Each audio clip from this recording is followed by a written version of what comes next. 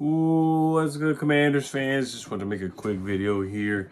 Just talking about the Ben Standig article and report that Jamin Davis may be used differently this year. And then just thinking about his fifth-year option. That is something that not a lot of people have really talked about just yet. I think we basically know the answer to that. But I did just want to touch on that just a little bit. And then, of course, Russell Wilson was released. He is available. I know the Wizards most likely will not. I mean, I'm not the Wizards. The Commanders most likely will not be getting him, but I do want to talk about that situation just a little bit, just a tad bit. And then I'll wrap it up for tonight.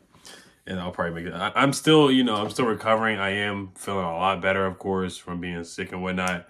You can hear my voice. My voice is going a little bit and just a mild cough, but I'm good for the most part.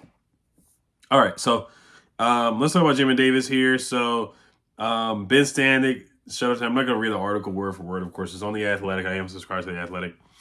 But he said Jamin Davis on the edge, question mark. Told the Dan Quinn, interview him, and Dan Quinn basically said, he said he went through the last few years of every blitz Jamin Davis had.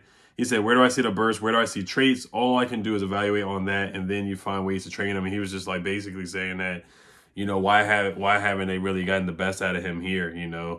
What are different ways that he can get the best out of Jamin Davis? I like what Dan Quinn said at his opening press conference. He doesn't want guys to think too much. He wants the guys to play as fast as possible. And I think with the previous regime, with Ron and Jack, they probably had him thinking too much. They drafted him to be a Mike linebacker, calling plays and just thinking a lot.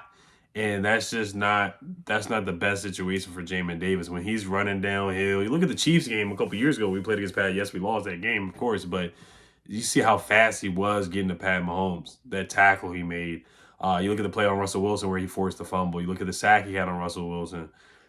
Just going downhill, playing with his hair on fire. That's when he's at his best. I know in the combine they were like, "Oh, he ran a 4.340. He ran a 4.3," or it was his pro day or something like that. He didn't really run a 4.3. I think it was like a 4.4 or 4.5, which is still pretty darn fast and pretty darn good. But and he was a raw player coming out. He only played he was only a starter for 1 year and all that. 19th pick of the draft. Some people say he was overdrafted and whatnot, but I think to get the best out of him for possibly his last year here, I do want to see him. And we're not going to compare him to Micah Parsons, but playing him in that role, moving him around as a chess piece. You see Micah standing up at the line of scrimmage sometimes, in the middle of the line of scrimmage, on the outside, on the edge, as a blitzer, as a linebacker. Just be different, be versatile, be innovative with Jamin Davis. And that's what I think Dan Quinn can do with a guy like Jamin Davis, who has that talent and that speed and that quickness, that explosiveness that Jamin Davis has. Man, when he's a blitzer, I think that's when he's at his best. Had 3 sacks this past season,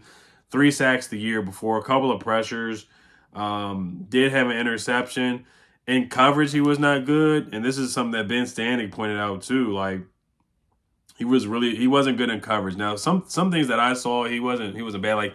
You look at one play against Bijan Robinson, the Atlanta Falcons game where he got the interception. Yes, that kind of was a hole that he got away with, but he was there to make a play. And there were years before where he just wasn't even in the play. He wasn't even in space to make a play and make an impact in the game. And I was happy that he did some of that this year. Like I said, the Broncos game, the Falcons game, he forced a fumble, got an interception. At least he made some impactful plays this year and showed some improvements. But you look at the numbers wise in coverage, he struggled this year. He was last in yards allowed per reception for all linebackers. That was per PFF, and also Ben Standig wrote that as well. Also, average depth of target, he was pretty bad as well. A lot of Will Russ. He was ranked 4th worst in average depth of target per all linebackers as well, which is pretty darn bad. You look at the quarterback rating allowed, he gave like 100-something quarterback rating. So the numbers do show that he struggled in coverage for sure. 101.3 quarterback rating, 65% completion percentage allowed, which is not bad though. That's pretty solid. Was called a blitz 33 times, 1 hurry in the whole season, and 3 sacks. You look at Micah Parsons. Don't want to compare him, but Micah Parsons, his rookie year with Dan Quinn, he called him the blitz 114 times. Micah blitzed 114 times. So I do want to see that blitz count go up for Jamin Davis from 33 to at least maybe 60 blitzes or something like that, where he's just getting after the quarterback, getting after him, running sideline to sideline. And he does a good job against sometimes Jalen Hurts too, running him off the field and stuff like that. We've seen that happen before where Jamin does that. So I think that's something that he could certainly do. 7 career sacks as well. Dan Quinn also says putting a player like Parsons in a spots where they can do their thing, and that's what I enjoy most on the coaching, is finding all these unique things that a player can do, and then how do you feature him? So that's a big thing. Like with Dan Quinn, can he get the best out of Jamin Davis? Is he going to line up as an edge rusher sometimes just to give them that exotic look out there and get Jamin comfortable in the best position where he can succeed? So that's one thing I'm looking at for Dan Quinn. Can he get the best out of him? Same thing with Joe Witt Jr. You know, can he get the best out of Jamin Davis? This is a make or break year for Jamin Davis for sure. I don't see them picking up that fifth-year option. If I were the Commanders, I would not pick up the fifth-year option. Unfortunately, he has had some off-the-field things. The reckless driving thing, 180 days in jail, that was suspended. I don't think he's going to be spending any jail time, but he's paying a fine as well. And then he was arrested or went to court for going 90 miles in a 45-mile-an-hour lane. So it's just some simple things off of the field. And I'm not going to say simple, but things off the field that he has to definitely make better decisions. As far as driving, you know, Ron drafted him because of the military ties and the military connection for sure. And like I said, I don't think he's a bust or anything like that. I think he's a solid player, but I do think there's some potential that has not been untapped before. And let's see if Dan Quinn can get the best out of him. Like I said, he showed some flashes last year. I thought he showed some flashes. I like the way he played sometimes last year. You look at Del Rio yelling at him in that Patriots game when Ramondre Stevenson ran up the field for like 70-yard touchdown. Then he made up for it in the game, and I think he had like a pass deflection or something like that. So Jamin Davis, he's been up and down, up and down. He'll make one good play, one bad play. So I just want to see consistency from him, and then just them not having him think too much and just playing football and just using that speed, maximizing the best out of him. So like I said, I don't see them picking up the fifth-year option. All right, let's move on to Russell Wilson. Russell Wilson was released by the Broncos today, and he's still going to get a lot of money. He's going to get about $39 million in cash from the Broncos in 2024. This means he could potentially sign with a new team for the NFL minimum, as any new contract he signs would be coming off that $39 million. Now, I'm not saying we should sign Russell Wilson. I already talked about Kirk Cousins yesterday. I said that we should not sign him. Even though Kirk is a good quarterback, you see what he did with Jordan Reed, Vernon Davis, Jameson Crowder, Pierre, and Deshaun Jackson. Excuse me. He still couldn't get done. He was a good quarterback, but he just couldn't get done. The Giants game is a terrible memory. At least a bad memory, terrible taste in my mouth.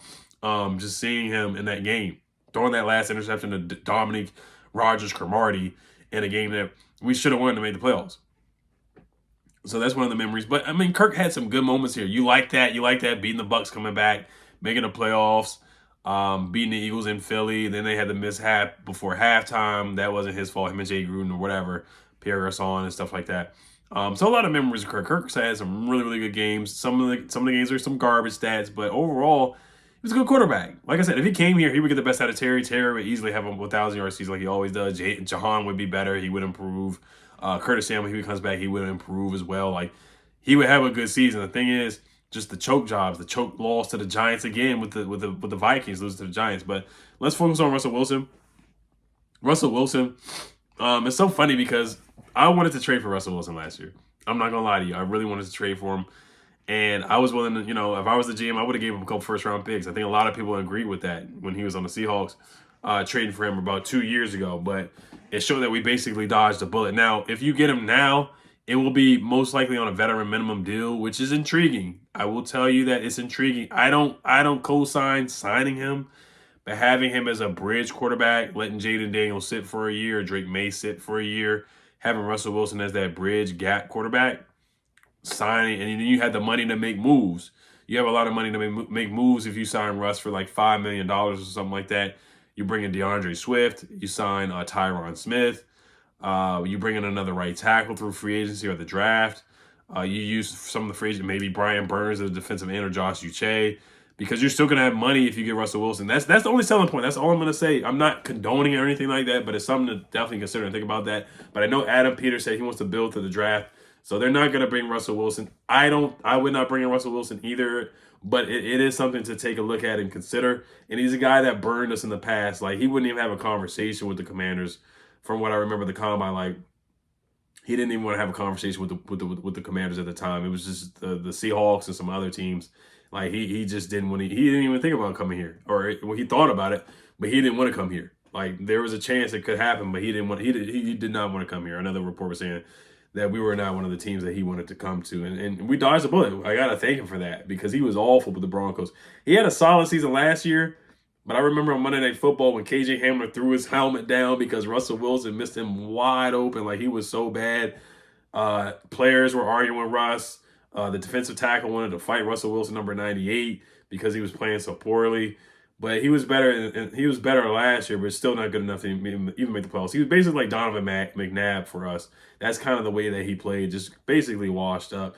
Now, I think he's going to go to the Steelers. That's where I think he most likely will go.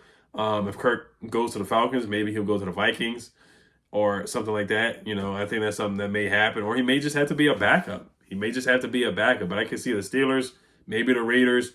Those are some teams that I think may be suitable for Russell Wilson. But like I said, Russell Wilson, I don't see him coming here, but there may be some smoke to that. So just keep your eyes open on that.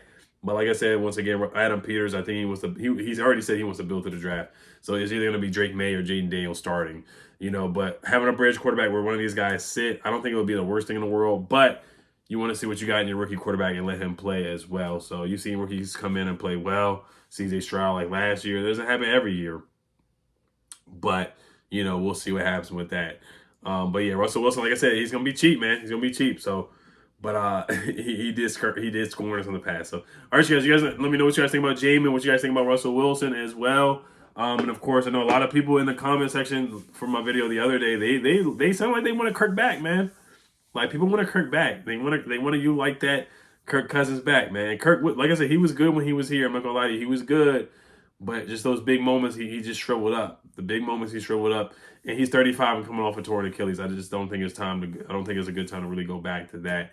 And this offensive line is just not good. Unless we really revamp this offensive line, then maybe you would consider bringing Kirk back. But at the same time, I just think you need to move forward with a young rookie quarterback instead of going back to a guy who's only won one playoff game in 6 seasons with the Vikings. I just don't see the point in that. I don't see that we already know the end game with Kirk Cousins. All right, guys. You guys let me know what you guys think. Hail to Commanders. Peace.